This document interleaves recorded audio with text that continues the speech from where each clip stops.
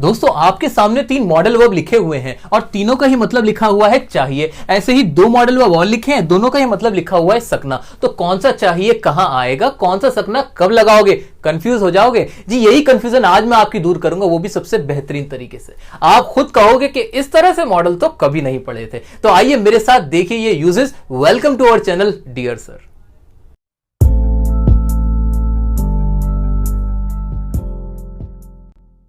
दोस्तों अगर मैं आपसे पूछूं कि मॉडल किसे कहते हैं तो आप मुझसे कहेंगे कैन, शुड, माइट, वुड। लेकिन मैं तो आपसे पूछ रहा हूं कि मॉडल क्या होते हैं। आप तो मुझे एग्जांपल देने लगे। दोस्तों जब तक हमें इसका मीनिंग नहीं पता चलेगा तो हम समझेंगे कैसे। तो आइए सबसे पहले मेरे साथ देखेंगे मॉडल का कंसेप्ट और फिर देखेंगे इसके यूजेज। तो मॉडल का जो मीनिंग होता है वो उसके वर्ड से ही समझ में आ जाता है। मॉडल वर्ड जो बना है ना, ये बना है मोड या मूड से। अब मूड तो आप समझते ही हो। मूड का मतलब होता है कि जो आपके दिल की बात है, जो आप दिल में महसूस कर रहे हो, यानी कहने वाला जब अपने दिल की कोई बात बताना चाहता है, यानी वो आपसे कोई अपनी इच्छा जाहिर करना चाहता है, ख्वाहिश जाहिर करना चाहता है, या आपसे परमिशन लेना चाहता है, या आपको कोई सलाह देना चाहता है, या आपको आपकी जिम्मेदारी का एहसास दिलाना चाहता है, ये सारी बातें, जी हां, ये सारी बातें जब कहने वाला किसी सेंटेंस में इंग्लिश के अंदर कहना चाहता है तो वो मॉडल वर्ब का इस्तेमाल करता है।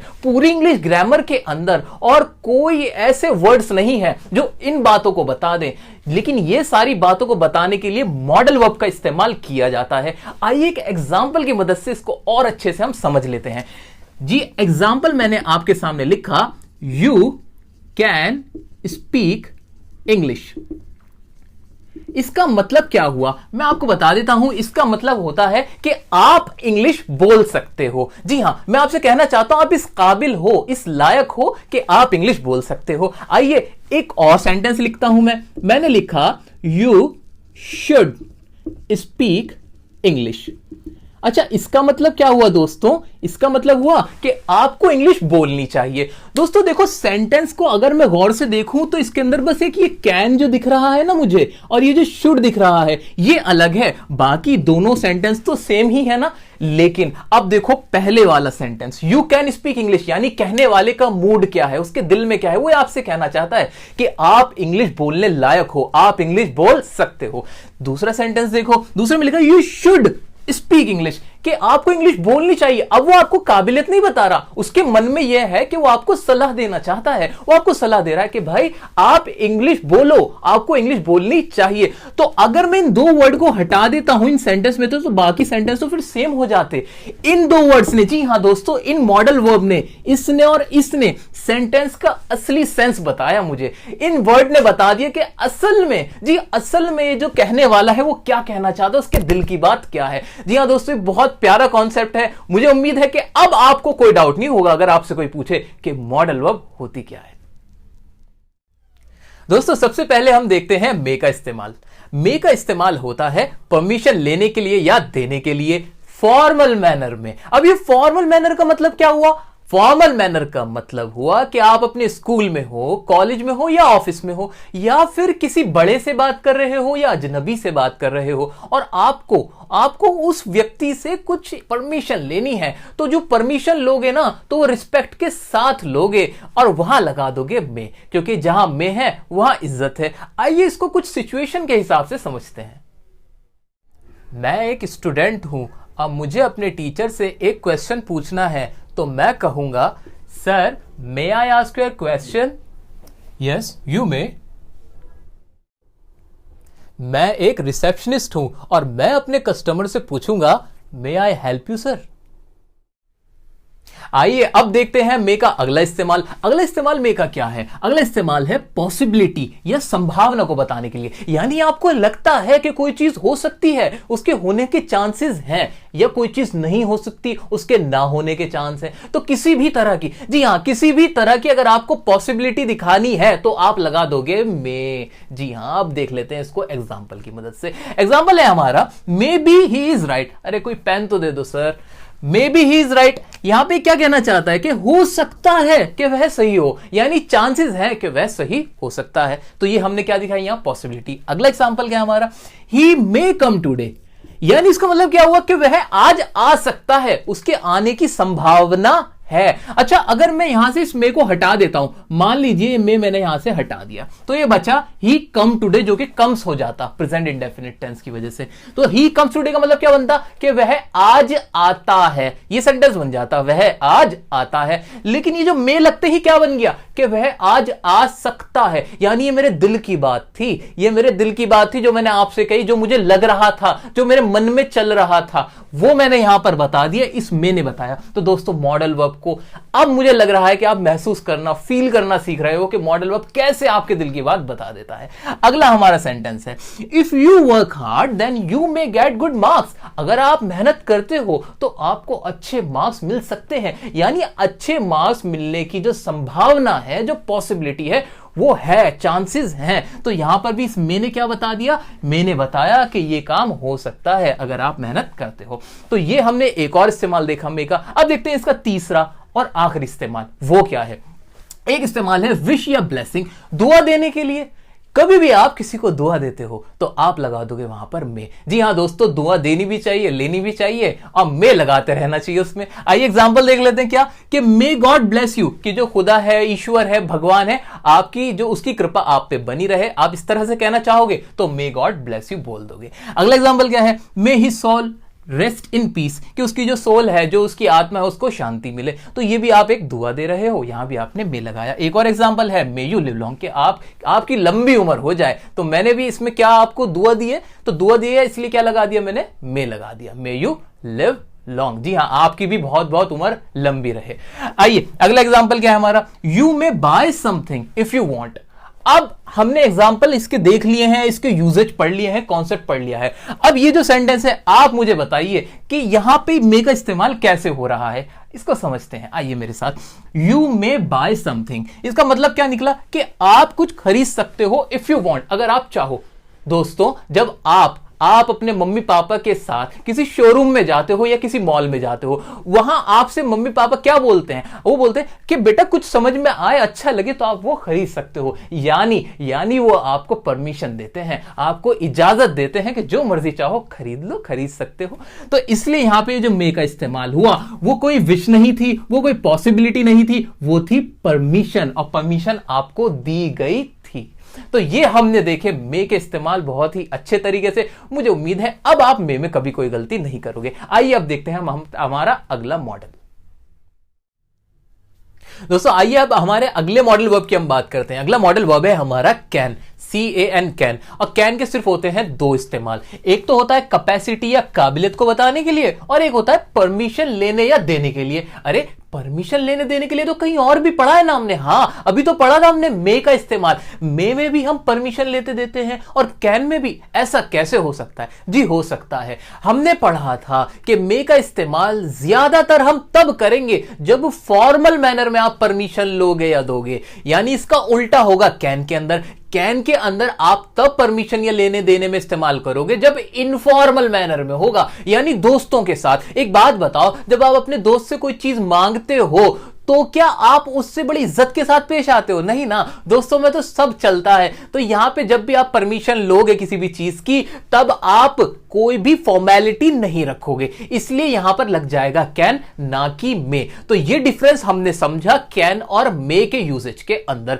मैं उम्मीद करता हूं अब आप इसके अंदर बिल्कुल भी कंफ्यूज नहीं होंगे। आइए अब एग्जांपल्स की मदद से इसके यूजेज को और अच्छे से समझ लेते हैं। पहला एग्जांपल है हमारा, आई कैन स्पीक इंग्लिश। यहां पे कैन जो आया, इसने दिखाया कि भाई इंग्लिश जो भाषा है वो मैं बोलने लायक हूं, वह मैं बोल सकता हूं। अगला एग्जांपल क्या है, can you solve this question. यहां भी कैन ने क्या दिखाया, क्या आप इस क्वेश्चन को सॉल्व कर सकते हो, क्या आपके अंदर ये काबिलियत है? उसने ये पूछा, आपकी ताकत को जाना उसने। आप कहते हो यस आई कैन, हां मैं कर सकता हूं, yes I can, yes you can my friend. आप भी इसको समझ सकते हो, इंग्लिश बोल सकते हो, एग्जाम क्रैक कर सकते हो। अगला सेंटेंस क्या है हमारा, I can not understand your language. अब यहां पर कैन का क्या हो गया, कैन नॉट। क्या ये बदल गया? बिल्कुल नहीं, कैन के साथ नॉट लग गया, यानी ये नेगेटिव सेंटेंस बन गया। इसका मतलब क्या है, I can not understand your language, मैं आपकी लैंग्वेज नहीं समझ सकता हूं, यानी मेरे अंदर वो क्षमता नहीं है कि मैं आपकी लैंग्वेज को समझ पाऊं। तो यहां पे इसने क्या दिखा दिया, इसकी इनकैपेसिटी को दिखा दिया, नेगेटिव में बात हो गई। अगला एग्जाम्पल देखते हैं, शी कैन नॉट कुक, वह खाना नहीं पका सकती, यानी खाना पकाने की उसके अंदर ताकत या काबिलियत नहीं है। अच्छा, इसको याद कैसे रखो, मैं आपको एक ट्रिक बताता हूं इसको याद रखने की। जो कैन है, कैन का साउंड क्या आता है, का आता है ना साउंड, ऐसे ही कैपेसिटी या काबिलियत का साउंड क्या आता है, कैपेसिटी का भी तो का ही आ रहा है, तो का से का याद हो जाएगा ना, कैपेसिटी से कैन याद रख लो, बहुत सिंपल है। जी हाँ, तो इस तरह से भी आप इसको याद कर सकते हैं। अगला यूसेज के एग्जांपल होंगे हमारे परमिशन के। परमिशन हम समझ ही चुके हैं कि कब दी जाएगी, you can go. You can go किससे कहा जा रहा है, यू कैन गो किसी से इनफॉर्मल मैनर में कहा जा रहा है, जी हां आप जा सकते हैं। अगला एग्जांपल क्या है, they can live in my house, मैं परमिशन दे रहा हूं, मैं परमिशन दे रहा हूं कि वह मेरे घर में, वे जो लोग हैं मेरे घर में रह सकते हैं, मैं उनको अलाउ कर रहा हूं, उन्हें मैं मंजूरी दे रहा हूं। अब परमिशन से रिलेटेड एक बात आपको बहुत ध्यान से सुननी है, सारा कंसंट्रेशन बिल्कुल अभी यहां बना के रखें, बहुत ही इंपॉर्टेंट फैक्ट बताने जा रहा हूं मैं आपको। परमिशन जब आप ग्रांट करते हो, यानी आप देते हो किसी को परमिशन, तो वहां पर तो आप अगर फॉर्मल होगा तो मे लगा दोगे और अगर इनफॉर्मल होगा तो कैन लगा दोगे, ये तो क्लियर है।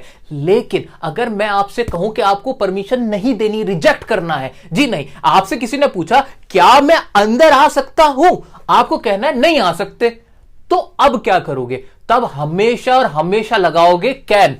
जी हां, जब आपको किसी की परमिशन को रिजेक्ट करना होगा तब में नहीं आएगा, बिल्कुल वहां पे सिर्फ और सिर्फ आएगा कैन। तो ये याद रखने वाला फैक्ट है, कैन का इस्तेमाल ही होगा परमिशन रिजेक्ट करने के लिए, चाहे वो फॉर्मल में आए या फिर इनफॉर्मल में आए।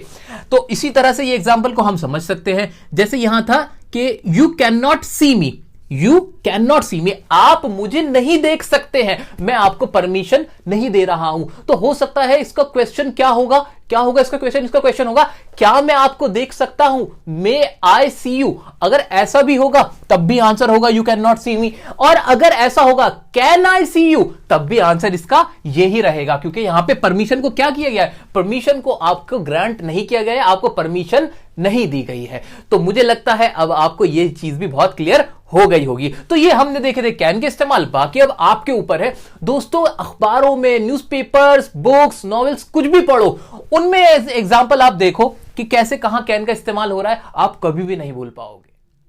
आइए दोस्तों, अब देख लेते हैं हम कुड का इस्तेमाल। जी हां, कुड का इस्तेमाल क्या होता है, पहले तो ये बात समझिए कि कुड क्या है, पास्ट टेंस ऑफ कैन होता है, इतना हमें क्लियर रखना है। तो पहला इस्तेमाल है कुड का पोलाइट रिक्वेस्ट करने के लिए, यानी नम्र निवेदन करने के लिए। इस बात को समझने के लिए आइए देखते हैं इस मूवी के शॉर्ट को।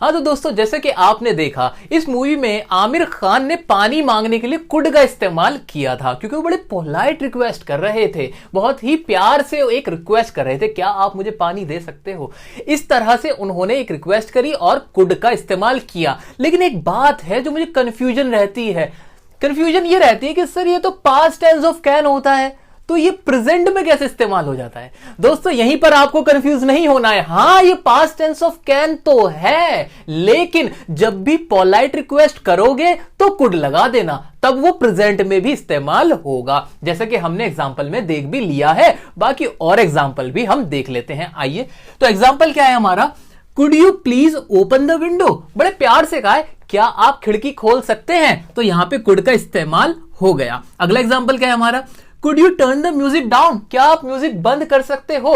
इसमें भी बड़ी पोलाइट रिक्वेस्ट की, डांटा नहीं है भाई म्यूजिक बंद करो, यह आपसे काबिलियत नहीं पूछी। अच्छा, मैं यहां पे अगर कैन लगा दूं, can U turn the music down, तब सेंटेंस का जो मीनिंग है ना बिल्कुल बदल जाएगा। अब उसके जो दिल में बात है ना दोस्तों, ये सब दिलों की बातें हैं, दिल में जो बात है ना वो बदल जाएगी जब मैं लगा दूंगा कैन। कैन में कहना चाहते हैं क्या आपके अंदर इतनी एबिलिटी है, क्या आपके अंदर इतनी एबिलिटी कि आप उसे म्यूजिक को बंद कर दो। लेकिन जब कुड लग गया ना, कुड से ऐसा लगा कि पोलाइट रिक्वेस्ट हुई है, बड़े प्यार से कहा क्या आप बंद करोगे प्लीज, इस तरह से कहने की कोशिश की गई है। अगला एग्जांपल है हमारा, could you fetch me that book, क्या आप मुझे वो बुक पकड़ा सकते हो क्या, बड़े प्यार से पूछा है। ठीक है, अगला एग्जांपल क्या है हमारा, could I give you a lift, आप रास्ते में कहीं जा रहे हो और आपसे किसी ने पूछा could I give you a lift, तो इसका मतलब क्या करोगे? आप समझोगे बड़े प्यार से आपसे पूछ रहा है क्या आपको लिफ्ट मैं दे सकता हूं, क्या आप लिफ्ट लोगे? इस तरह से उसने ये बात कही है। तो कुड में ज्यादातर लोगों को कंफ्यूजन रहती है कि पास्ट ही होता है। दोस्तों पास्ट तो होता है, लेकिन साथ में पोलाइट रिक्वेस्ट के लिए इसका इस्तेमाल भी किया जाता है।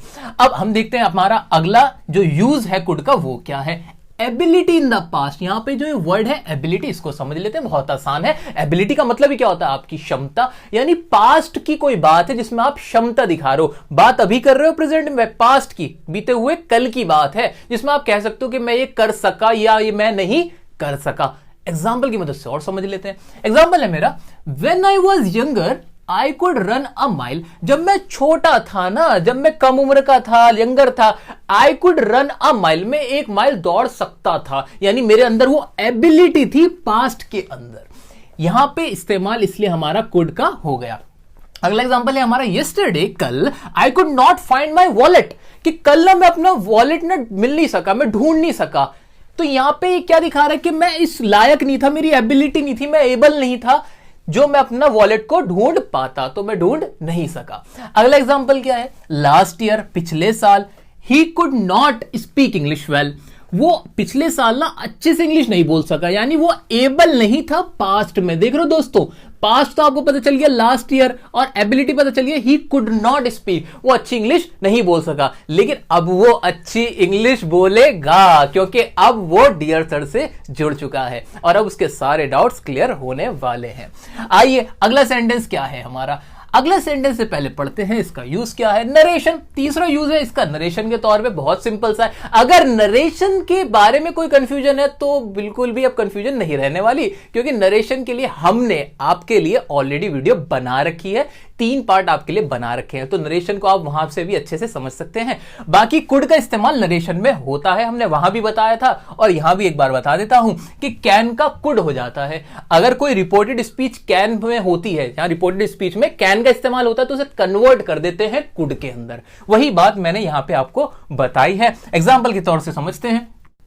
He said that he could sing a song. इसमें लिखा है कि उसने कहा कि वह गाना गा सकता था। अब इसके अंदर ये एक नरेशन है हमारे, जिसमें कहा गया होगा कि he can sing a song, तो can का दोस्तों बन गया could। तो यही बात हम कह रहे थे कि past tense of can होता है, जो कि नरेशन में, जी हाँ दोस्तों, नरेशन में can का जहां भी इस्तेमाल होगा रिपोर्टेड स्पीच में वो could हो जाएगा, वही यहां पर हुआ है। एक और एग्जाम्पल देख लेते हैं हमारा क्या है। राजीव said that, राजीव ने कहा कि he could play a guitar, कि वह गिटार बजा सकता था। इसमें भी कैन का हमने क्या कर दिया, यहां पे कुड इस्तेमाल कर दिया गया है। तो दोस्तों ये हमने देखे थे कुड के इस्तेमाल, और अब देखेंगे हम और अदर हमारी जो मॉडल्स हैं उनके इस्तेमाल। दोस्तों अब बात करने वाले हैं हमारे नेक्स्ट मॉडल की। नेक्स्ट मॉडल है हमारा शुड, और साथ ही साथ हम पढ़ेंगे मस्ट को भी। तो शुड को पहले देख लेते हैं। शुड का इस्तेमाल होता है सलाह के लिए। सलाह का मतलब आप बहुत अच्छे से समझते हो, किसी को भी सलाह देने या लेने के लिए हम शुड का इस्तेमाल करते हैं। आइए एग्जाम्पल की मदद से इसको देख लेते हैं। You should go home now, अब आपको घर जाना चाहिए, यानी मैंने सलाह दी कि भाई अब टाइम हो गया, अब आप अपने घर चले जाइए, तो यहां पे हमने क्या लगा दिया, शुड लगा दिया। अच्छा दोस्तों, अच्छा एक काम करते हैं, आओ इसमें से शुड हटा के देखते हैं क्या बना ये। इसका मतलब क्या बना, यू गो होम नाउ, आप अब घर जाते हो, कुछ इस तरह का बना। यानी अब दिल की बात नहीं समझ में, जैसे मैंने शुड लगा दिया ना, आपको घर जाना चाहिए, यानी जो मेरा मूड है, जो मेरे मन में है, वो मैंने आप तक बात पहुंचाई। You should go home now, कि अब आप घर चले जाइए, अब आपको घर जाना चाहिए। तो दोस्तों मॉडल का जो असली जिस्ट है वो हमें समझ में आ रहा है। आइए नेक्स्ट एग्जांपल क्या है हमारा। You should not talk while eating, आपको खाते हुए बात नहीं करनी चाहिए, ये सलाह है, मैंने एक सलाह दी। अगला क्या है हमारा, you should tell him what you think, आपको बताना चाहिए कि आप क्या सोचते हो, ये भी एक सलाह दी गई है कि भाई बता दो, आपको सलाह दे रहा हूं, बता दो उसको जो भी आप उसके बारे में सोचते हो। अगला क्या है हमारा, शुड आई लीव नाउ, क्या मैं अब चला जाऊं, क्या मुझे अब चले जाना चाहिए, अब सलाह मांग ली, बस इतनी सी तो बात हुई है। सेंटेंस का टाइप बदल गया, अब इंटरोगेटिव में आ गया, उससे क्या फर्क पड़ता है। जब भी शुड देखो ना, शुड देखते ही माइंड में ये बात क्लियर कर लो कि शुड का इस्तेमाल सलाह देने के लिए ही हो रहा है। आइए अब देख लेते हैं मस्ट का क्या इसके अंदर इस्तेमाल है। मस्ट का इस्तेमाल देखते हैं, और मस्ट का शुड से क्या रिश्ता है। तो मस्ट का पहला इस्तेमाल मुझे दिख रहा है कंपल्शन, जिसे बोलते हैं मजबूरी, या स्ट्रॉन्ग ऑब्लिगेशन, जिसे मैंने लिख दिया ड्यूटी के लिए। अरे बड़े भारी भारी से वर्ड्स हैं, इनका मीनिंग क्या है सर? कुछ भी नहीं है, बहुत ही आसान बात है। शुड सलाह देने के लिए होता है, बिल्कुल सही बात, लेकिन ये जो मस्ट होता है ना, मस्ट के अंदर सलाह नहीं दी जाती, मस्ट के अंदर कहा जाता है भाई ये काम तुम्हें करना ही चाहिए, ये अगर नहीं करोगे तो गड़बड़ हो जाएगी। यानी अब कोई ऑप्शन नहीं बचा। सलाह में तो ऑप्शन होता है करो या ना करो, मर्जी आपकी, लेकिन मस्ट में ऑप्शन नहीं होता। मस्ट में होता है कि भाई ये करो ही करो। इस तरह की सलाह है जिसमें अब कोई ऑप्शन नहीं बचता। एग्जाम्पल की मदद से इसको और देख लेते हैं, आइए। He must apologise for his mistake, उसको ना अपनी गलती के लिए, मिस्टेक के लिए ना एपोलोजाइज यानी माफी मांगनी चाहिए। अच्छा, मस्ट लग गया, मस्ट जैसे ही लगा मुझे समझ में आ गया कि उसके दिल में क्या था। कहने वाला ये कहना चाहता है कि आपने जो गलती कर दी ना वो इतनी बड़ी है कि अब तो भाई उसके लिए आपको माफी मांगनी ही चाहिए, अगर नहीं मांगोगे तो गड़बड़ हो जाएगी, ये कहना चाहता है। अच्छा, ये शुड आ सकता था क्या दोस्तों? शुड आ सकता था जी, बिल्कुल आ सकता था। अगर कोई नॉर्मल सी सलाह वाली बात है, छोटी मोटी कोई बात हो गई और आप कह रहे हो भाई तो आप ना माफी मांग लो उससे जाके, इस तरह से कहना चाहते हो तो बोल दोगे यार यू शुड ना एपोलोजाइज फॉर योर मिस्टेक, आप ना अपनी गलती के लिए माफी मांग लो, इस तरह की बात है। अगला सेंटेंस क्या है? His mother is not well, उसकी मम्मी ठीक नहीं है, तबियत खराब चल रही है। He must take care of her, उसको ना अपनी मम्मी का ख्याल रखना चाहिए। क्या यहां पे मैं मस्ट लगा के ये कहना चाहता हूं कि भाई सारे काम धंधे छोड़ो, सारी बातें बाद में, पहले जाओ अपनी मम्मी का ख्याल करो? जी हां, बिल्कुल यही बात यहां पे हो रही है। मस्ट ने मुझे जता दिया है कि भाई ये तुम्हारी ऑब्लिगेशन है, ड्यूटी है, अपनी मम्मी का ख्याल रखना, अपनी मां का ख्याल रखना आपकी ड्यूटी बन गई है, इसलिए आप उनका ख्याल रखो।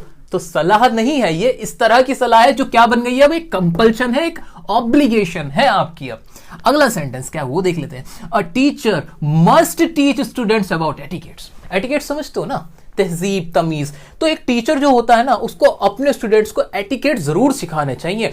अब यहां पे मस्ट लगा, इसका मतलब ये हुआ कि टीचर की जिम्मेदारी है कि वो आपको सिखाए कि दोस्तों अपने से बड़ों के साथ अच्छे से पेश आना चाहिए, स्टूडेंट्स होने के नाते आपको सबसे अच्छा व्यवहार करना चाहिए, बड़ों की रिस्पेक्ट करनी चाहिए। ये बातें एक टीचर को जरूर जरूर सिखाने चाहिए अपने स्टूडेंट्स को। उम्मीद करता हूं आप सब भी ये सीख रहे होंगे।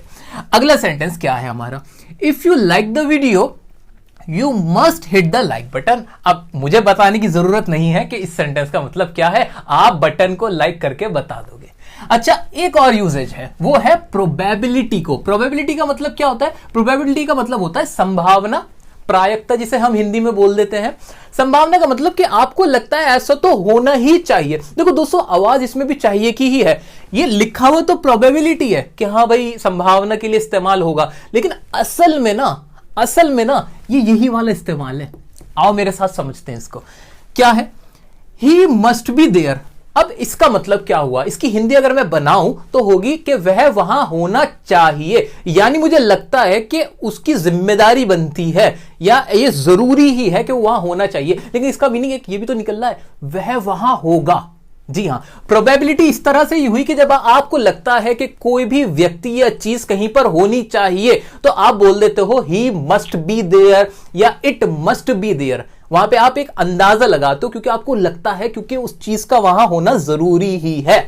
तो ये इस्तेमाल था एज अ प्रोबेबिलिटी।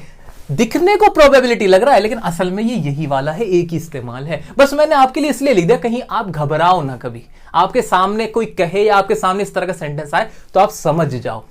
इसी तरह का प्रोबेबिलिटी का एक और सेंटेंस देखो। Your phone is switched off. आपका फोन स्विच ऑफ है। Your mother must be worried about you. आपकी मम्मी परेशान हो रही होंगी, यानी आपकी मम्मी परेशान होंगी। आवाज क्या निकली? परेशान होंगी। ये तो अजीब सी आवाज निकली। नहीं नहीं नहीं, इसकी असली आवाज तो यह है कि आपकी मम्मी को परेशान होना चाहिए, क्योंकि वो आपकी मम्मी है। वो जरूरी, ये पक्की बात है कि वो आपकी मम्मी परेशान होंगी इस वक्त, वो ये कहना चाहता है। तो दोस्तों ये हमने देखे थे मस्ट के इस्तेमाल, ये देखे थे शुड के इस्तेमाल। सम अप कर देता हूं कि शुड कम पावरफुल है, मस्ट ज्यादा पावरफुल है। जहां आपको ज्यादा जोर दे के बात कहनी हो, आपको ज्यादा जोर दे के सलाह देनी होगी ना, तो मस्ट लगा देना। एक एग्जांपल और साथ में देख लेते हैं और फिर हम अपनी बात को खत्म करेंगे। मैं एक टीचर हूं और ये स्टूडेंट फेल हो गया है, तो मैं इससे कहूंगा यू मस्ट वर्क हार्ड। तो मस्ट क्यों आया? मस्ट इसलिए आया भाई, अब ऑप्शन नहीं है, फेल हो गए तुम, अब तुम्हारे पास कोई ऑप्शन नहीं बचा है, इसलिए यू मस्ट वर्क हार्ड। तो दोस्तों ये थे शुड और मस्ट के इस्तेमाल, और अब देखेंगे हम वुड के इस्तेमाल। दोस्तों अब हम पढ़ने जा रहे हैं वुड के इस्तेमाल। जी हां दोस्तों, वो वुड जो आपको बड़ा मुश्किल लगता है, लेकिन अब 2 मिनट बाद ना आपको यही सबसे आसान लगने लगेगा। तो सबसे पहले देखते हैं कि वुड बना कैसे है। जी वुड तो है पास्ट टेंस ऑफ विल, यानी विल के बारे में अगर कोई पास्ट में बात की जाएगी ना तो हम लगा देंगे वुड, यानी विल का बन जाएगा वुड। ये तो हमें क्लियर हो गया। अब इसका पहला इस्तेमाल देखते हैं। पहला इस्तेमाल है पोलाइट रिक्वेस्ट या ऑफर।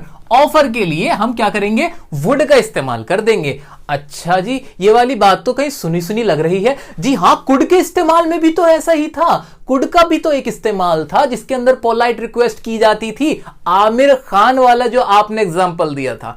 लेकिन दोस्तों उसमें और इसमें डिफरेंस है। डिफरेंस क्या है कि जब वुड लगाओगे आप और पोलाइट रिक्वेस्ट करोगे, उसके अंदर एक इच्छा भी होगी, यानी ख्वाहिश भी पूछी जाएगी। लेकिन कुड के केस में ऐसा बिल्कुल नहीं होता। कुड के केस में कोई ख्वाहिश वाली बात नहीं होती। लेकिन जब भी हम वुड लगाएंगे तो वुड में हम बताएंगे अपनी ख्वाहिश या दूसरे की ख्वाहिश, इच्छा पूछेंगे।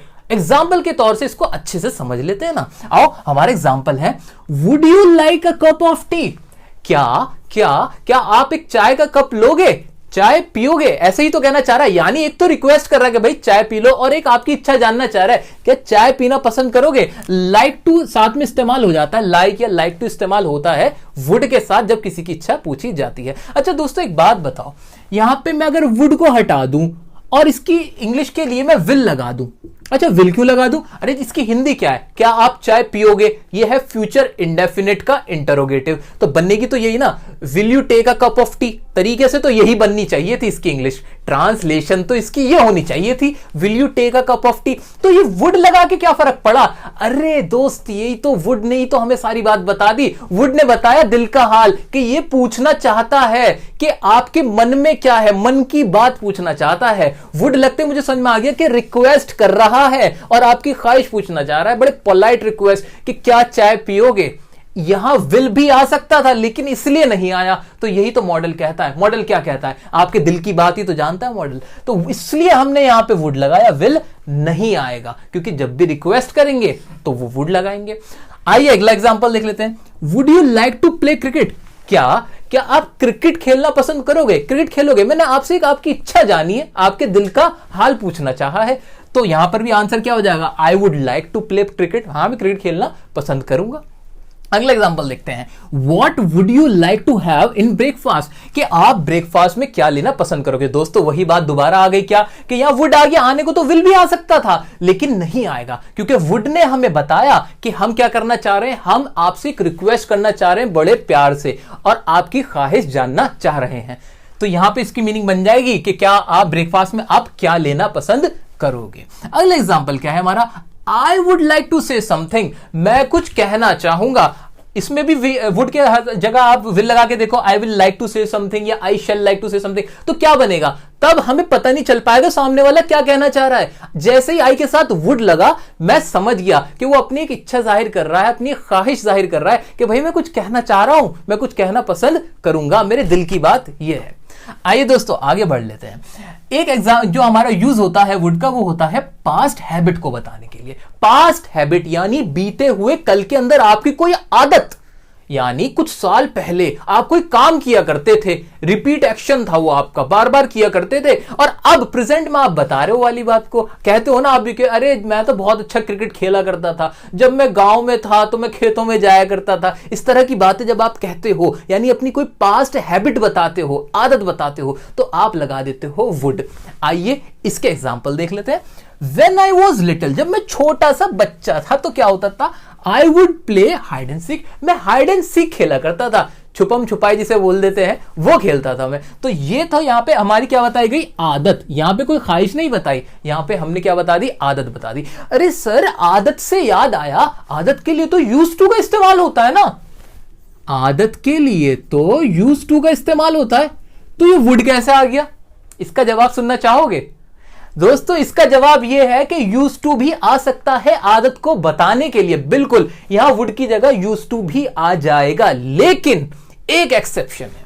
वो एक्सेप्शन क्या है वो मैं आपको बताने जा रहा हूं, बड़े ध्यान से समझिएगा कि यूज्ड टू का इस्तेमाल वुड की तरह हो सकता है, लेकिन वुड का इस्तेमाल हमेशा यूज्ड टू की तरह नहीं होगा। यानी पास्ट की किसी ऐसी बात को बताया जाए जिसके अंदर आपकी स्टेट बताई जाए, स्टेट मतलब आपकी हालत। यानी मैं आपसे कहूं कि मैं ना पेंटर हुआ करता था, कुछ साल पहले मैं पेंटर हुआ करता था, उसकी इंग्लिश क्या बनेगी?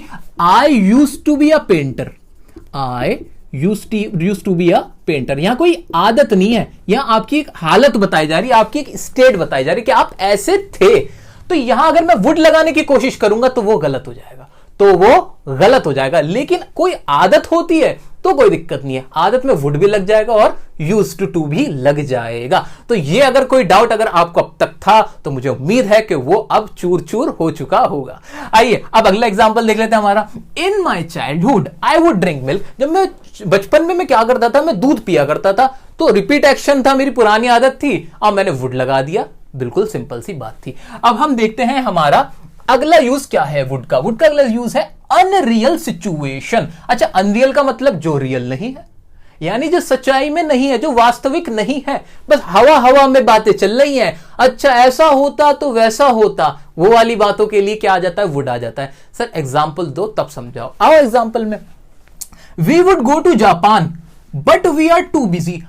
हम ना जापान जाते, हम जापान जाते, लेकिन हम बहुत बिजी हैं। गए तो नहीं ना, जाना चाहोगे, ये भी बात नहीं हुई। जब हमने लगाया कि we would go to Japan, तो हम कहना चाह रहे हैं, हवा हवा में बातें कर रहे हैं, अपने माइंड में ही कह रहे हैं कि भाई हम तो जापान जाते ना, लेकिन हम क्या करें, हम बहुत ज्यादा बिजी हैं। एक अनरियल सिचुएशन सोची मैंने, जो सच्चाई नहीं थी, वास्तविकता नहीं थी, सिर्फ कल्पना थी। तो कल्पना करने के लिए भी वुड का इस्तेमाल किया जाता है। अगला एग्जांपल देख लेते हैं। I am in trouble but you wouldn't understand. मैं ना बहुत मुश्किल में हूं लेकिन तुम नहीं समझोगे। अरे भाई समझाओ तब तो समझेंगे भी, आपने बताई नहीं बात और आपने मन में कह लिया, अपने अपने मन में सोच लिया, क्या कल्पना कर ली कि आप नहीं समझोगे, यू वुडंट अंडरस्टैंड। ऐसे आपको लगता है कि आप इंग्लिश नहीं बोल पाओगे, आई वुडंट स्पीक इंग्लिश, मैं इंग्लिश नहीं बोलूंगा। अरे क्यों नहीं बोलोगे, यू विल स्पीक इंग्लिश। तो यही हमारी कल्पनाएं होती हैं जो हम वुड में यूज करके करते हैं। आ जाओ अगला एग्जांपल देख लेते हैं। If I won the lottery I would travel the world.